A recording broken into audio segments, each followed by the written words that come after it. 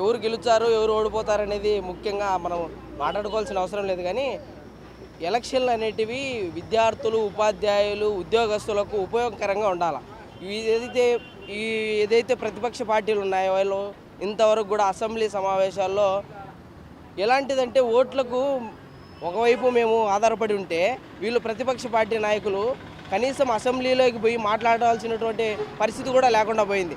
అధికార పార్టీ నిర్ణయాల మేరకు అది తప్ప ఒప్ప అని చెప్పి విద్యార్థులు, ఉపాధ్యాయులు, ఈ టీచర్ డిఎస్సి మెగా డిఎస్సి 6,300 పోస్టులు వదులుతామని చెప్పి కనీసం 6,100తో పోస్టులు విడుదల చేయడం జరిగింది. 25,000 పోస్టులు ఖాళీగా ఉన్నాయని చెప్పి సాక్షాత్తు మన అధికార పార్టీ నాయకుడు జగన్మోహన్ రెడ్డి గారు చెప్పడం జరిగింది. కానీ ఇంతవరకు 6,100 పోస్టులతో ఇచ్చే ఎలా ఈ నిరుద్యోగం డిస్టిక్కి 41 పోస్టులు అంటే ఒక 7,000-8,000 మంది ఉపాధ్యాయులు, టీచరు పోస్టులకు ఇప్పుడు పరీక్షలకు పెట్టుకోవాల్సిన పరిస్థితి ఉంది. కాబట్టి అలాంటి పరిస్థితులు రాకుండా ఎవరైతే పరిపాలన కొనసాగిస్తారో వాళ్ళకు ఓటు వేయదలుచుకున్నాం.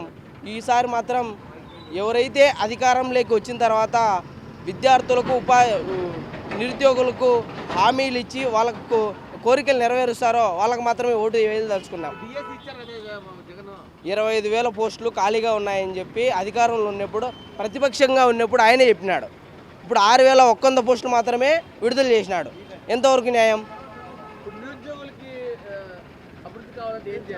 నిరుద్యోగులకు అభివృద్ధి కావాలంటే ప్రభుత్వ ఉద్యోగాలన్నింటినీ విడుదల చేయాలి. ఏదైతే ప్రభుత్వ ఉద్యోగాలు ఉన్నాయో వాటిని ప్రత్యక్షంగా, పరోక్షంగా విడుదల చేస్తే అప్పుడు మాత్రమే నిరుద్యోగులకు ఏదన్నా అంతో కొంత లాభసాక్ష్యంగా ఉంటుంది. అది తప్ప విడుదల చేయని పక్షంలో ఎలాంటి లాభం ఉండదని మా పక్షం తరఫున చెప్తా ఉన్నాం.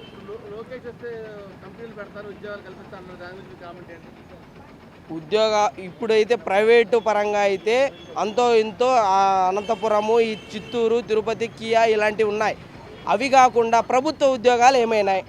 ఏదైతే ప్రభుత్వ ఉద్యోగాల్లో అనేకంగా చాలా ఖాళీలు ఉన్నాయి, వాటిని విడుదల చేయండి. విడుదల చేసి మాలాంటి నిరుద్యోగులకు ఏదైతే ఉద్యోగాల కోసం ఈ కోచింగ్ సెంటర్లకు పోయి తినక ఎంత కష్టపడతా ఉన్నామో అలాంటి వాళ్ళకు మెగా డిఎస్సీలు, ఇంకా ఖాళీగా ఉన్నటువంటి టీచరు పోస్టులు, ఇంకా సాంఘిక సంక్షేమ వసతి గృహాల్లో ఉన్నటువంటి వంట మాస్టరు, వాచ్మ్యాను ఇలాంటి పోస్టులన్నీ విడుదల చేయాలని చెప్పి విడుదల చేసిన పక్షంలో ఎవరైతే నిరుద్యోగులకి న్యాయం చేస్తారో వాళ్ళకే ఓటు వేయదలుచుకున్నాం. సార్ ఒకే నిర్ణయం పైన ఆధారపడి ఉండి ఒకే నిర్ణయం పైన నిలబడిన వారికి మా ఓటని ప్రత్యక్షంగా చెప్తా ఉన్నాం. అది ఒకే ఆధారితం. ఇప్పుడు ఏదైతే వీళ్ళైతే ఉమ్మడిగా పోటీ చేస్తూ ఉన్నారో ఇద్దరు హామీలు ఒకే విధంగా ఉన్నాయి. కాబట్టి ఏదైతే నిరుద్యోగులకు మేలు చేస్తూ ఉన్నారో వాళ్ళకి మాత్రమే ఓటు వేయదలుచుకున్నాం. అది అభివృద్ధి 5 ఏళ్ళకు ఒకసారి అనేది ఎక్కడైనా ఏ ప్రాంతంలో అయినా ఒకే విధంగా జరుగుతూ ఉంది. కాబట్టి 5 ఏళ్ళకు ఒకసారి ఖచ్చితంగా జరుగుతుంది ప్రతి ప్రాంతంలో కూడా. Like and subscribe Eagle Media Works.